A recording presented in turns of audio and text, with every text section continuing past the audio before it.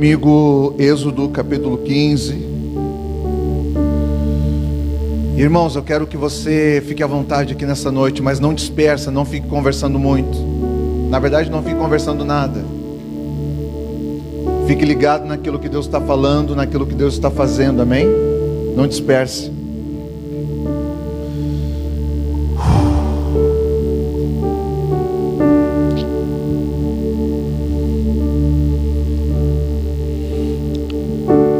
Êxodo 15, verso 26.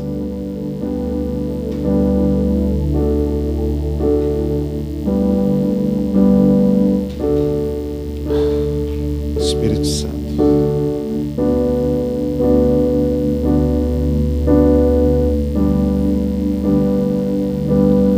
Diz assim: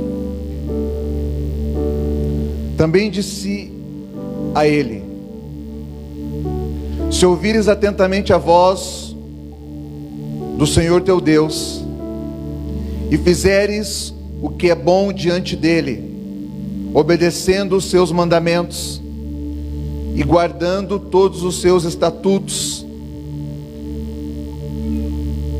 nenhuma das pragas que vieram sobre os egípcios estarão sobre ti, porque eu sou Yahvé, o Deus que te sara.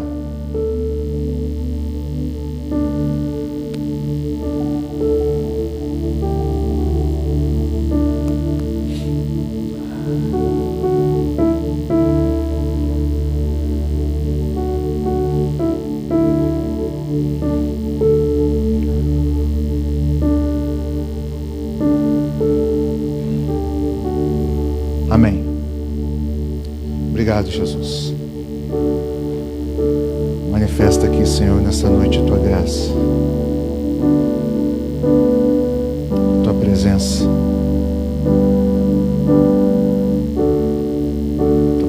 Senhor, a tua presença, Espírito Santo. A tua presença nos cura, Deus. Ela cura o nosso coração, ela sara as nossas feridas. A tua presença nos liberta de toda enfermidade. Ela cura as feridas da nossa alma. A tua presença cura o nosso entendimento. A tua presença, ela remove toda mancha, toda mácula. A tua presença é luz, é lâmpada para os nossos pés. A tua presença é vida. A tua presença, ela nos conduz, ela nos ressuscita, ela nos traz novamente a vida. A tua presença, ela dissipa toda treva. A tua presença, ela gera esperança. A tua presença, ela espanta a morte que nos ronda, o medo. A tua presença, ela dissipa toda mentira, todo dardo. A tua presença, ela gera uma adoração no nosso coração. A tua presença, ela é viva. Nós precisamos da tua presença. Nós precisamos que o Senhor nos cure nesta noite, em nome de Jesus, para a tua adoração, para que adoramos ao Senhor de forma correta, como quem realiza, como aquele que oferece um culto racional, aquele que sabe o que está fazendo, para quem está fazendo. A tua presença, ela dilata o nosso coração. A tua presença, ela sara os nossos relacionamentos. A tua presença, ela sara o nosso casamento.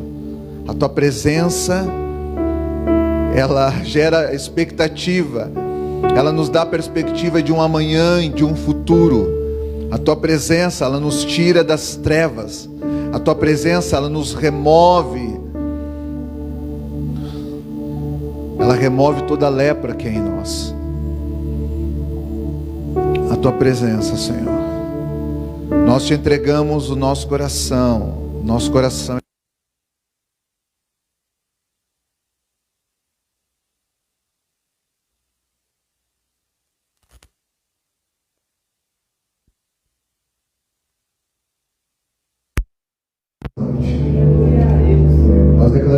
Senhor é o nosso Deus e não precisamos de outro Deus.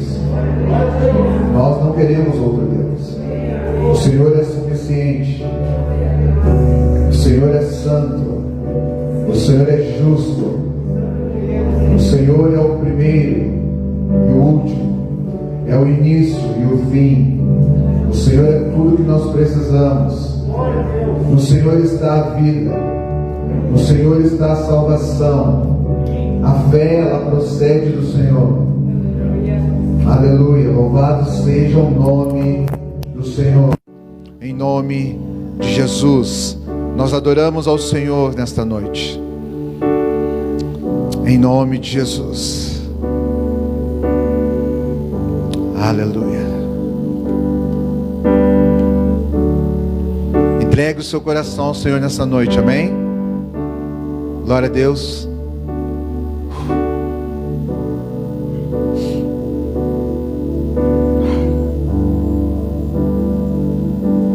Quero continuar falando de paternidade nessa noite, que é a qualidade, a condição de ser, é uma condição de pai, é um vínculo que une pai e filho.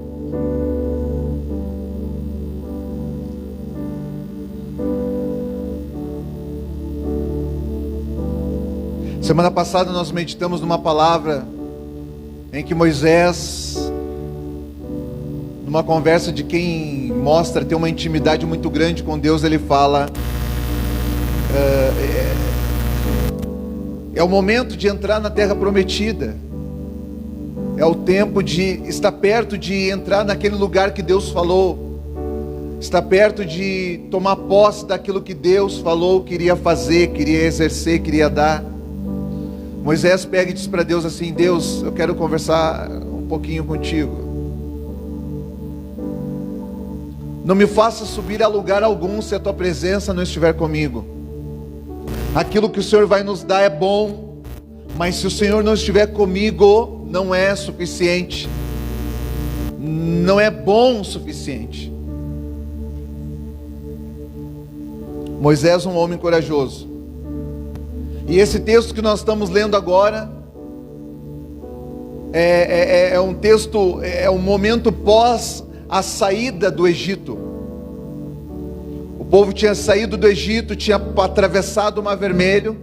Eles visualizaram Deus afligir todos os seus inimigos. Eles chegam no lugar onde as águas eram amargas ali, e por isso esse lugar se chamou-se Mara. E Deus faz com que aquelas águas ficassem doce. Você lê o texto quando chegar em casa.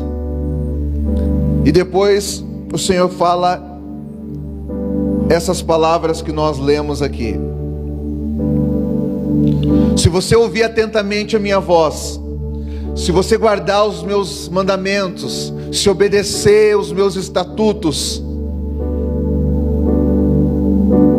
nenhuma praga daquelas que você viu no Egito vai chegar até você. E olha que as pragas que foram vistas, aquelas maravilhas de sinais em formas de praga que Deus enviou sobre o Egito, Deus estava combatendo em cada praga que Ele enviava. É como Deus combatendo um demônio, uma potestade que operava, que atuava naquele lugar. Olha bem, hein, irmão, vai vendo como se diz. Às vezes a pessoa, a Jô estava falando aqui de vida financeira, e às vezes a gente está falando por que não vai, por que não vai, por que não vai. Olha que essa praga pode ser para combater Mamon.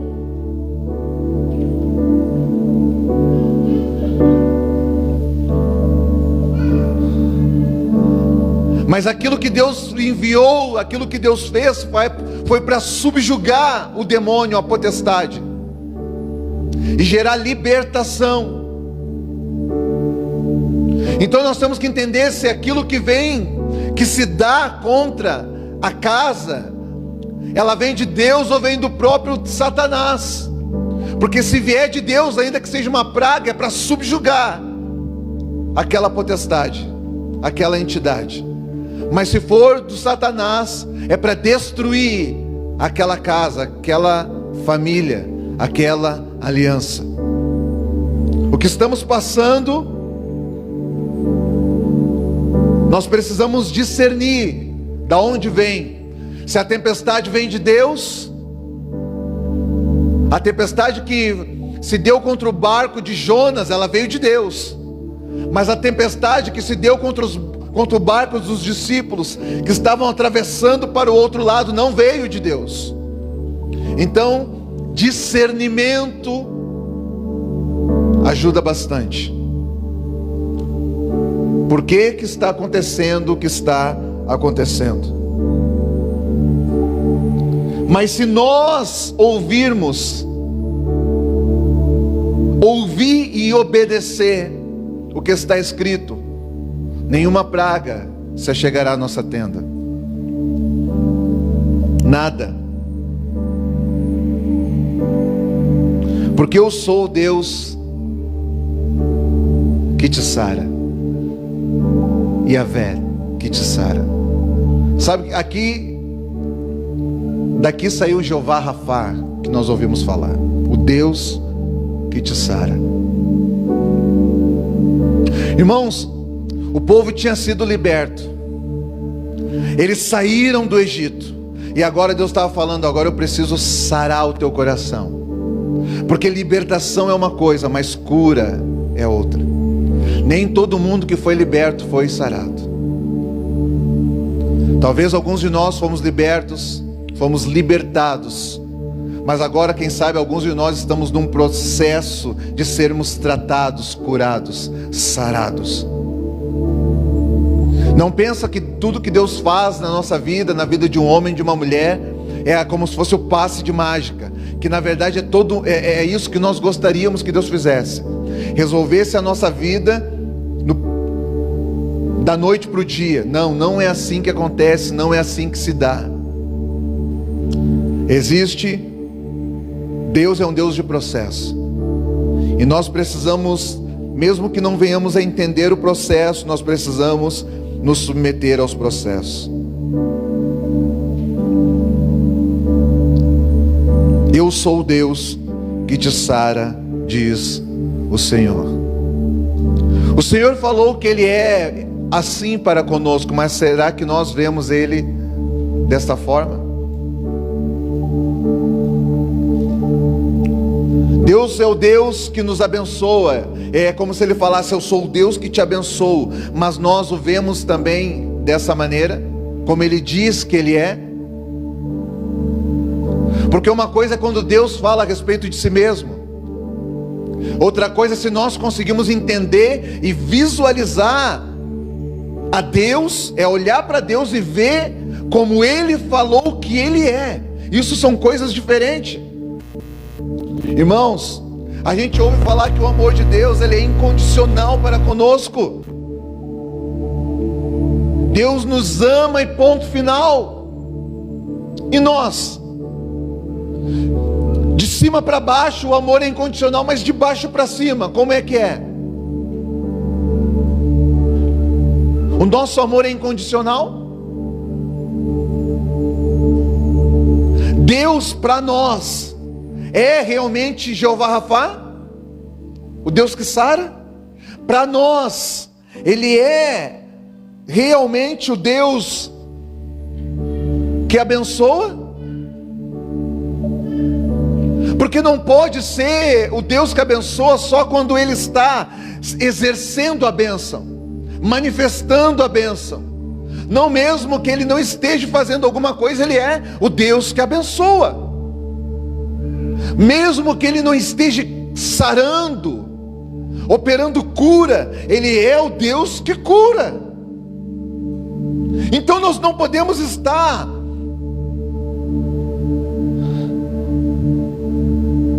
presos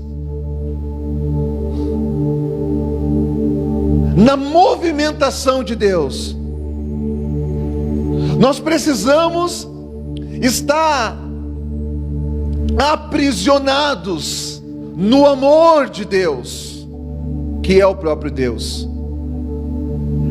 Não se prenda somente naquilo que Ele faz, se prenda em quem Ele é. O que eu vejo nesses dias é uma igreja que só consegue dar uma resposta quando Deus faz. Se Deus manifestou, então eu manifesto. Se Deus respondeu, então eu respondo. Se Deus fez, então eu faço. A maioria responde uma resposta, a minoria responde à presença.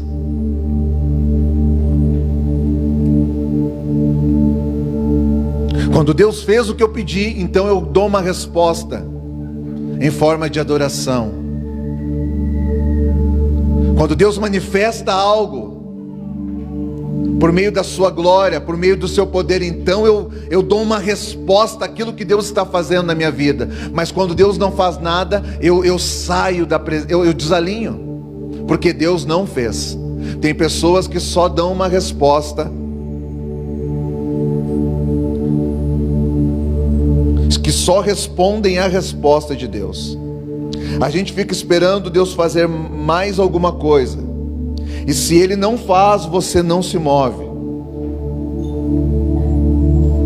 Irmãos, pessoas que andam dessa maneira, elas não são guiadas por Deus, mas elas são movidas por aquilo que Deus faz.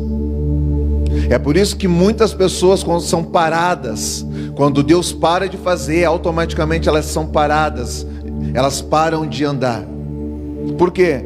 Porque elas estão acostumadas com a bênção de Deus, e nunca tiveram uma experiência com Deus da bênção. Alguns de nós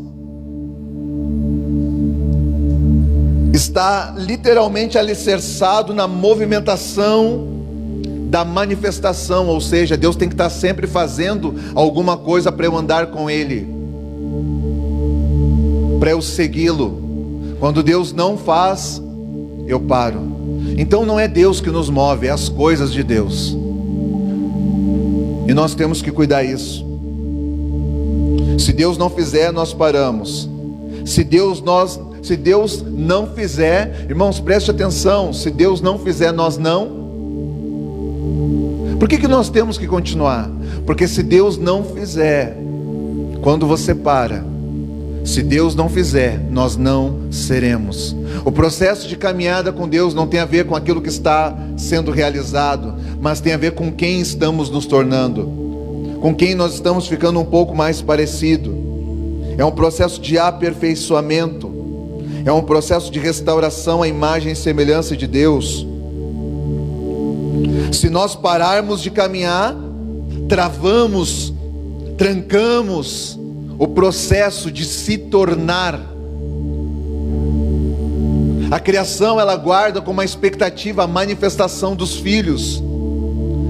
Ah, mas eu sou o filho, eu acredito, ok, agora você tem que se tornar, ou seja, você vai ter que se manifestar como um filho. Você não pode se movimentar somente na nomenclatura, naquilo que foi liberado sobre você. Isso é uma palavra, é a palavra, mas essa palavra ela tem que gerar vida, ela tem que ganhar vida. O verbo se fez carne. Você não pode ficar parado se Deus não fizer. Nós precisamos continuar, ainda que Ele não faça.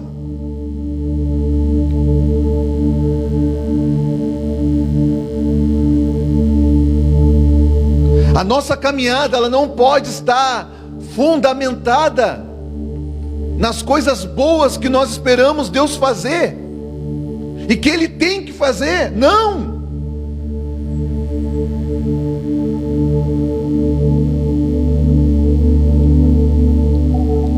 Os nossos pés estão firmados num relacionamento de amor,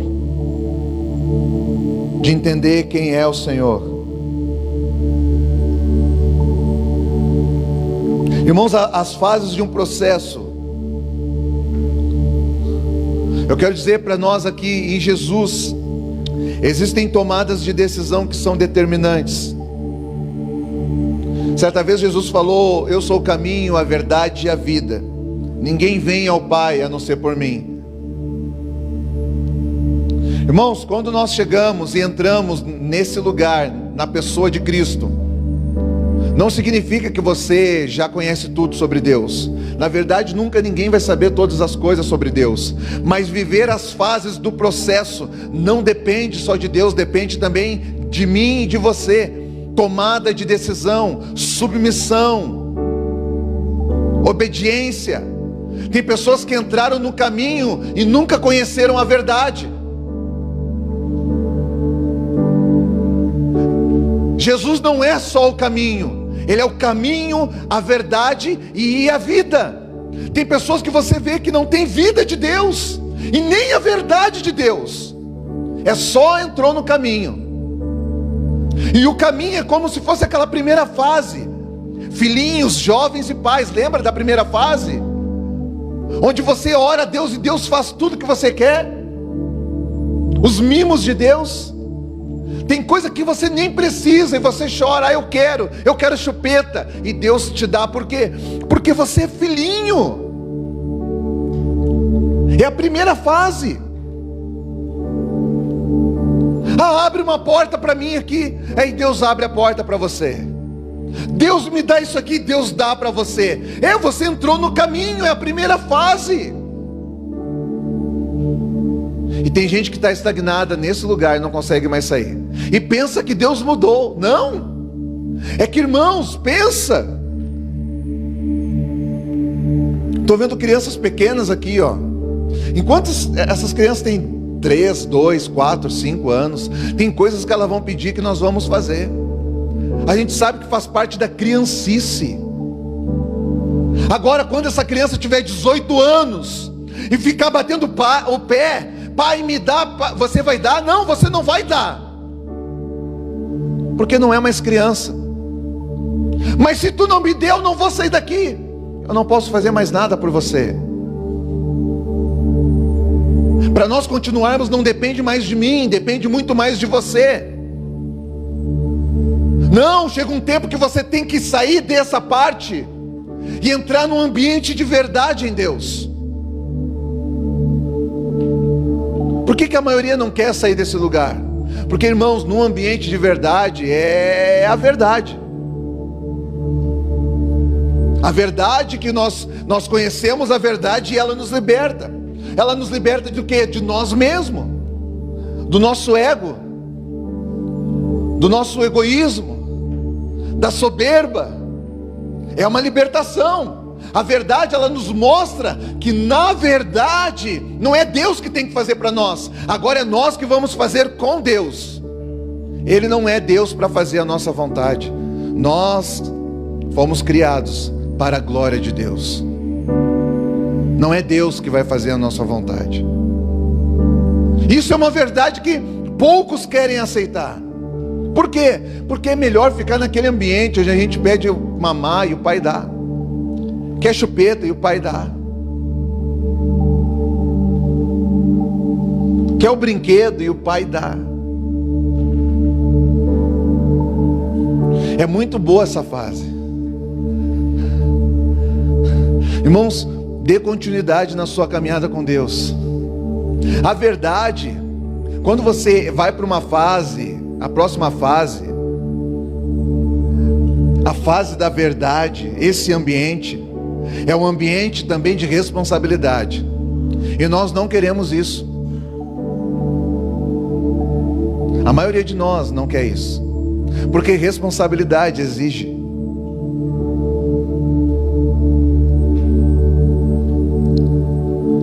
Responsabilidade, ela vai nos empurrar para um lugar também de comprometimento.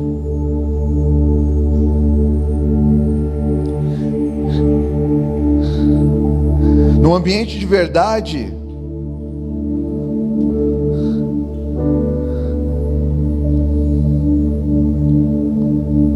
num ambiente de verdade, é ruim ouvir a verdade sobre nós mesmos. Alguém que tem filho aqui já chegou para um filho de 5 anos e falou assim: ó, tu é soberbo, tu é orgulhoso, tu é isso, Alguém fez isso? A criança entende? Não, né? Agora às vezes chega um momento que a gente tem que sentar com alguns homens, algumas mulheres e falar: ó, você está errado. Já era para você estar ensinando e você está que nem um bebê. Só falta uma mamadeira. Já era para você estar responsável por alguns e você quer que alguém seja responsável por você ainda. Já era para você estar dando a sua vida, morrendo em favor de alguém. Não, e os outros ainda têm que continuar morrendo por você. Por quê?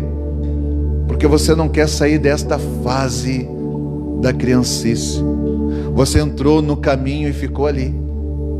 Você não quer passar para a verdade.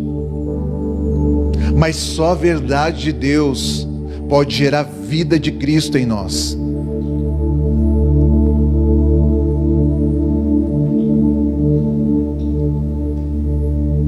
É por isso que a gente se decepciona com essa vida. E nos decepcionamos facilmente com pessoas. Porque não há uma compreensão da essência da verdadeira vida. Nós não conhecemos.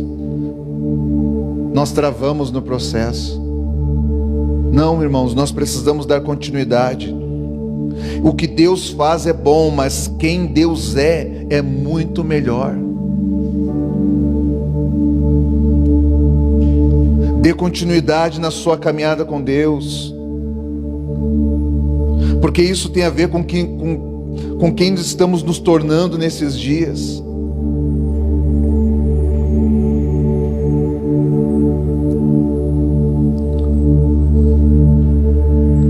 Você não vai entender paternidade somente naquilo que você recebe de Deus. Não, paternidade você entende andando com Deus, se tornando um com Ele.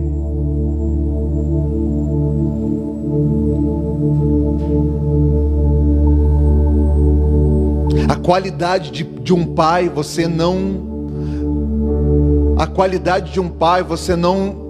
conhece por meio daquilo que você recebe somente. Os mimos, os presentes. Não, a qualidade de um pai você conhece de estar com Ele.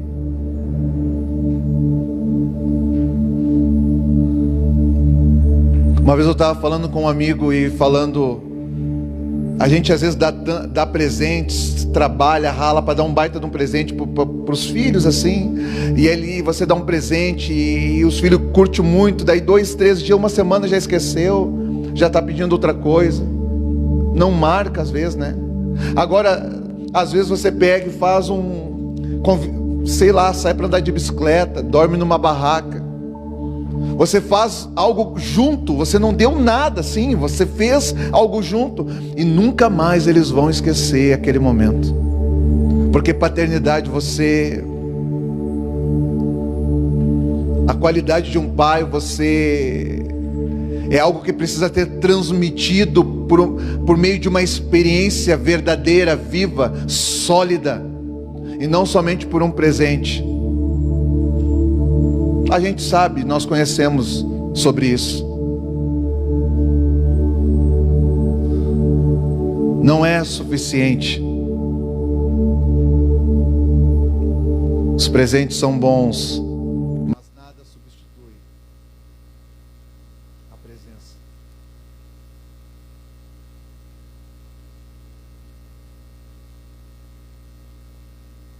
Nada substitui a presença. E a falta da presença, ela gera insegurança. E uma pessoa que não confia em ninguém, ela é uma pessoa... É uma vida triste. Como é que ela vai confiar em alguém de fora, se o de dentro de casa, ela não consegue confiar? Aquele que foi gerado, aquele que nasceu para exercer, não fez. Como é que eu vou ter confiança em alguém nos de fora, se até os da casa decepcionam.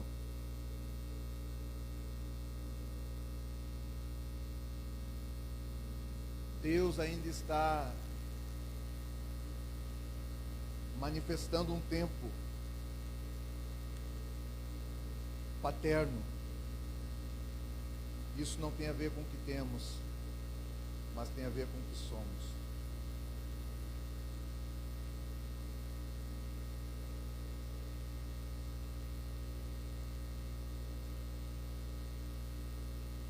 Nós precisamos dar continuidade no nosso processo.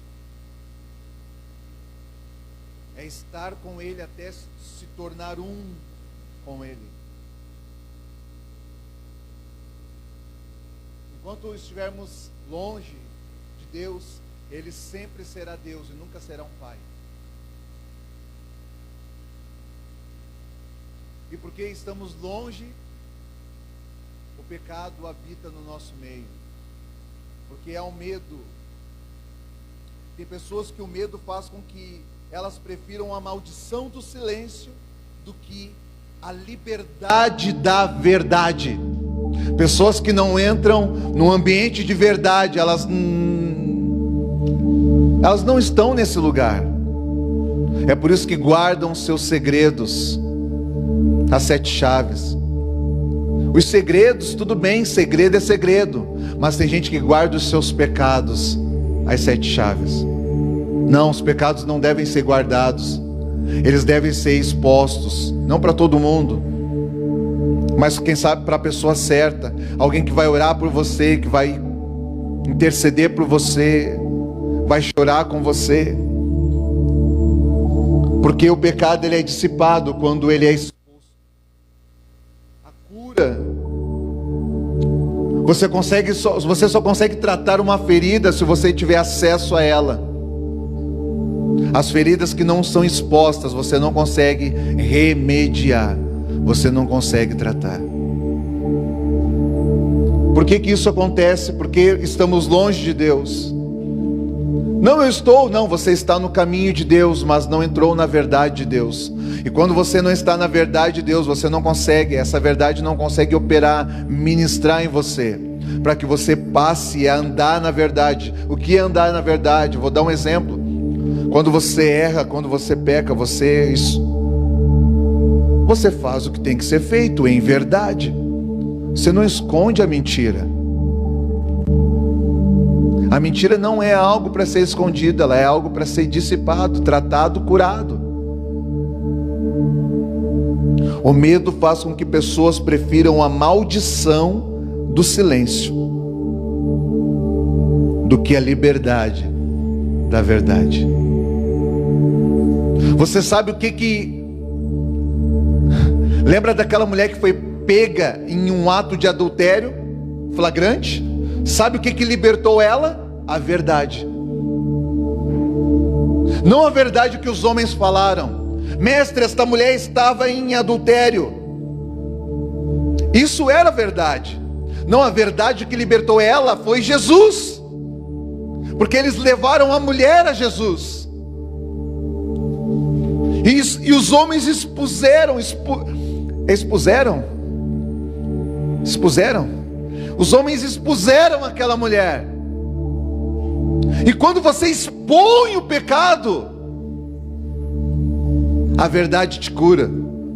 Ao final da história, o que aconteceu? Jesus falou: vai, não peques mais, você está curada. Às vezes Deus tem que fazer assim com nós, permitir que alguém pegue em flagrante, para que a gente seja empurrado para Jesus. Isso é bom, no final é cura, é bom. Só que, irmãos, essa é a última instância de Deus, porque todo mundo soube que aquela mulher fazia o que ela fez. Você precisa expor para Deus, você não precisa expor para todo mundo. Todo mundo soube o que aquela mulher fez. Ela foi curada, ela foi libertada, mas todo mundo soube. Isso não é uma regra, não tem que ser sempre assim.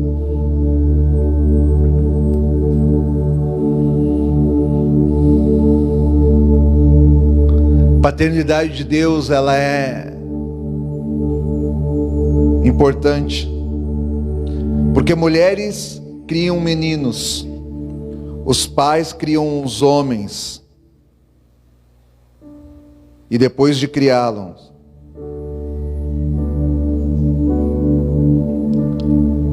os pais são os únicos que conseguem tirar os homens de dentro do menino. Você sabia que em todo menino há um homem? Dentro de toda menina há uma mulher? Sabe quem tem legalidade para exercer isso?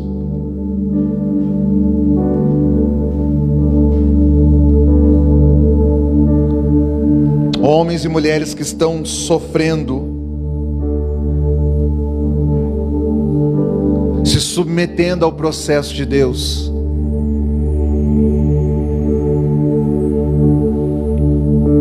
É por isso que a gente vê pessoas tentando na força, quer fazer com que seja gerado na força, quer fazer com que conceba, não vai, na força não vai.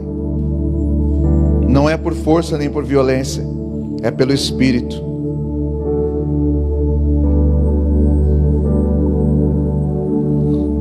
Tem que ser pelo Espírito. E quando a gente ouve uma palavra dessa, as pessoas entendem, a maioria, aí a gente vai para o outro lado, outro extremo. Ah, não é pelo Espírito, estou esperando Deus falar comigo. Não, você não pode esperar mais Deus falar contigo. Deus já falou.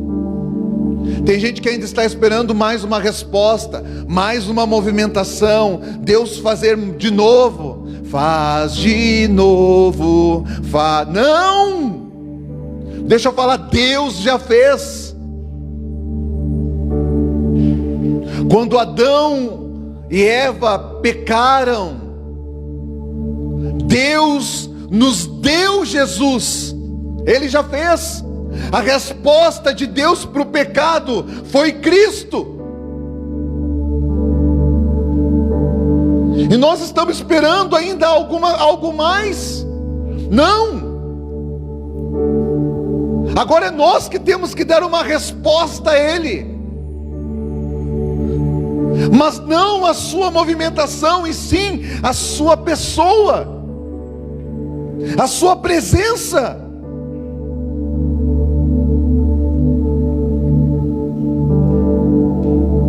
Dá uma resposta à sua presença.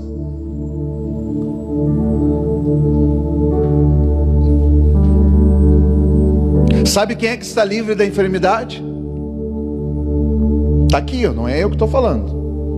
Aqueles que obedecem os mandamentos e guardam os seus estatutos.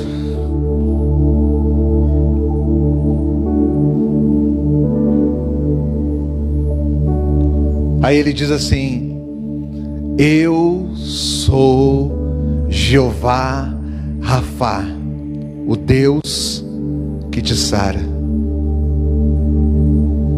Ele fala, eu sou o Deus que te sara, mas ele já liberou a cura antes. Irmão, presta atenção nisso. Ele diz, eu sou o Deus que te sara. Só que ele fala, eu te saro, mas a forma de curar ele mostra antes, não depois.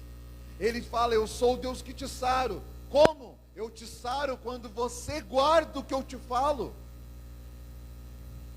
O antídoto está em você se submeter à minha palavra, viver o Evangelho, submeter a sua vontade à minha vontade. Isso é o que te protege. O que protege a sua vida é a palavra de Deus.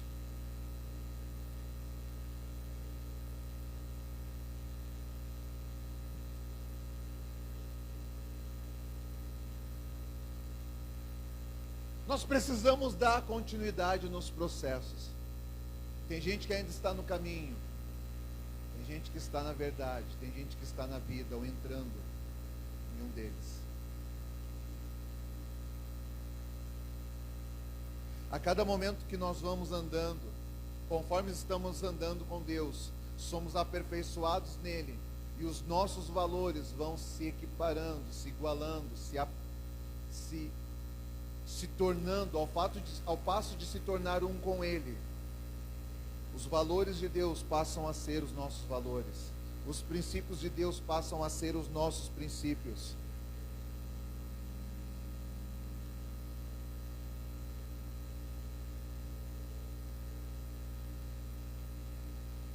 Quero dizer para você, não perca o crescimento dos seus filhos. Os nossos filhos vão aprender através da nossa vida e não da nossa fala.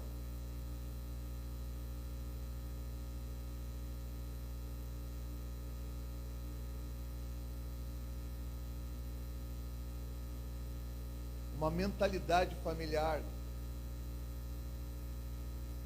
não é um trabalho. O desenvolvimento de uma mentalidade familiar não é um trabalho. Não é um trabalho. Filhos não são trabalhadores. Filhos são filhos.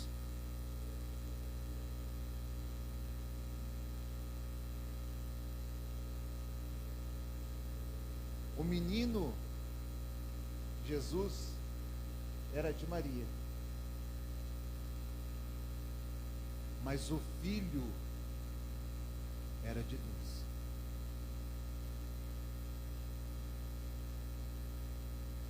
Jesus falou: eu sou o filho de Deus.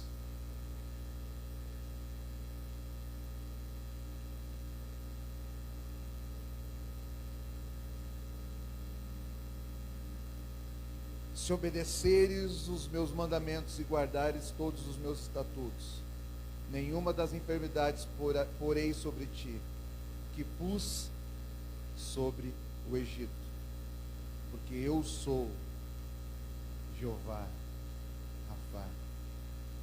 Irmãos, você entende que você foi liberto? Do que você foi liberto? Do Egito? Foi liberto do quê? Do que você tem que ser sarado?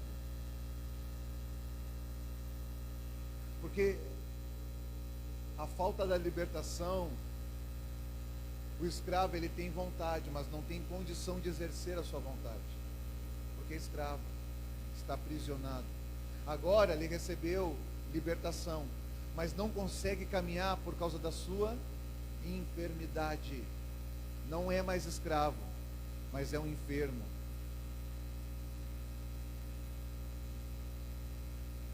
Sabia que coxo não anda? Sabia que cego não vê? Eu sou livre, mas é cego. Vai para onde? Se é cego, não adianta.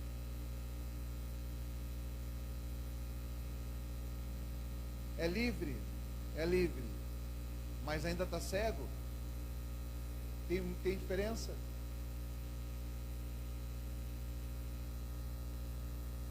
É livre, mas é coxo. Vai para onde? O Senhor diz: eu sou o Deus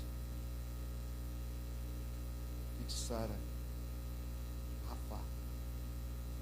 Jeová Rafá.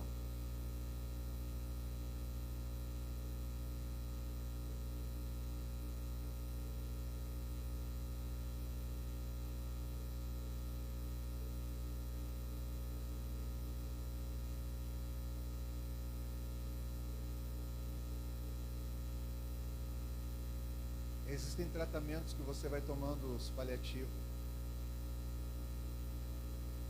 De 8 a 8 horas, toma esse remédio aqui. Toma esse aqui. Tá? Todo dia tu tira um tempinho pro devocional. Isso vai curar o teu coração. E vai mesmo.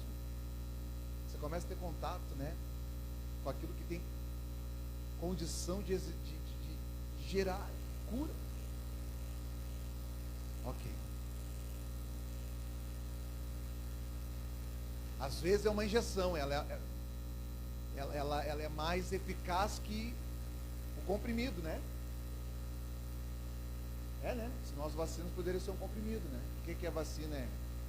Porque vai para a veia, vai para o corpo direto e já começa a circular mais rápido. Então, às vezes você está lendo ali, Deus te dá um rema. Uá, o Espírito fala com você. Cura, que dali liberta, que dali faz alguma coisa dentro de você. Ok, é bênção.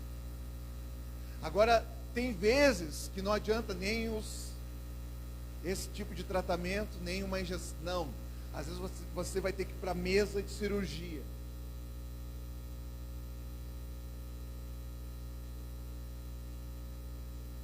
Quem é que define? É você que diz, eu tenho que ir para a mesa de cirurgia, procedimento de cirurgia. É você? Não, não é o médico que diz. O médico, ele examina você, faz o diagnóstico e diz, o teu tratamento vai se dar de tal forma. Tá, mas aquela pessoa tem a mesma coisa. Não, mas o dela está mais avançado, vai se dar de tal forma. É um médico que diz como é que vai ser. Não é o paciente. É ele que define. Tem pessoas que diz, ele vai para a consulta e diz, pode subir para o bloco. Mas, não. Já passou do tempo, vai agora. Vai para o bloco cirúrgico. Cirurgia, direto. O que eu quero dizer? Irmãos, tem gente que está tentando, eu vou no culto todo domingo. Tem gente que está tentando fazer um jejum por mês. Tem gente que está tentando tirar um tempo para a leitura. Não, irmãos. É um médico que diz. Talvez você vai ter que precisar de algo cirúrgico. É um procedimento direto. Vai precisar da presença de Deus. É a experiência com o próprio Deus. É a presença. É um encontro com a presença. A palavra tem o poder de transformar, sim. E ela faz isso. E ela tem feito isso. Ela está fazendo isso. Só que às vezes, não é que a palavra seja ineficaz, não. Eu estou falando que conforme o propósito, às vezes tem que derrubar você do cavalo. Que nem Deus fez com Paulo, com Saulo. Foi um encontro que mudou. Pá. E aí, depois daquela situação, eu dou continuidade no processo. A presença. Para alguns de nós, não dá mais para esperar. Porque tem dia que a gente consegue, tem dia que a gente não consegue. Ler um versículo.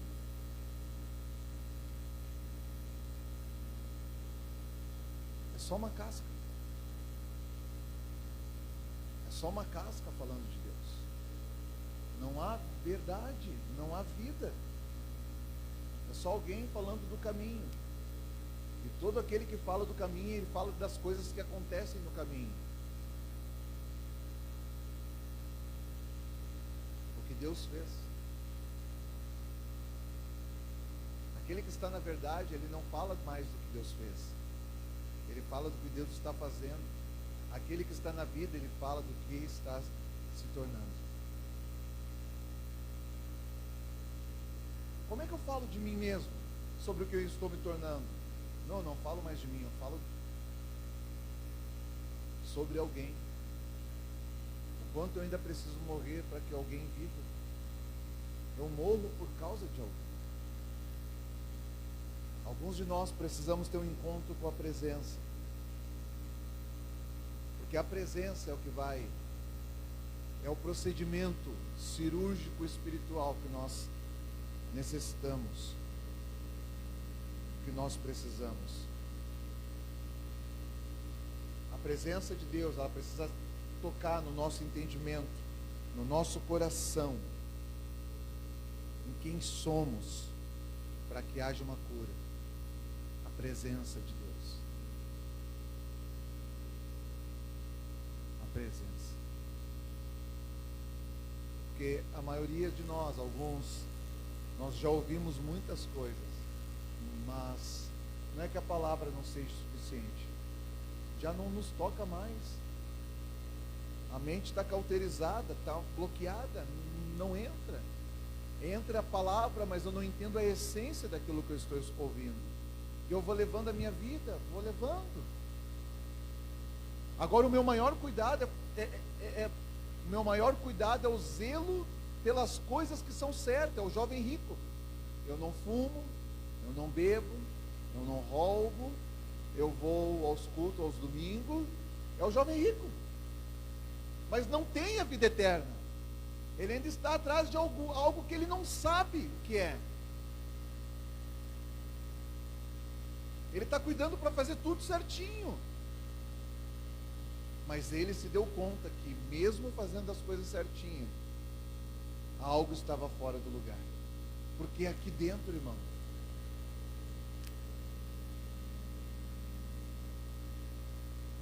é aqui dentro. A cura está dentro, não está fora. O jovem era rico. Não devia ter muitas necessidades, muitas faltas naquilo que se diz fisicamente, naturalmente, não. Ele tinha. Mas dentro dele tinha algo que nada saciava. Ele foi a Jesus e perguntou: o que eu faço? O que eu faço para ter a vida eterna? Você lembra o que Jesus falou? Vai, pega tudo que tu tem, vende, dá o dinheiro aos pobres, e depois você me segue. Ele não conseguiu fazer.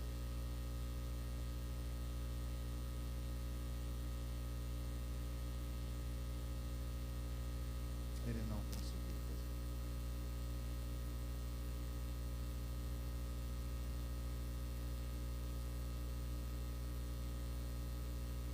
Entende quando a cura está nas suas mãos?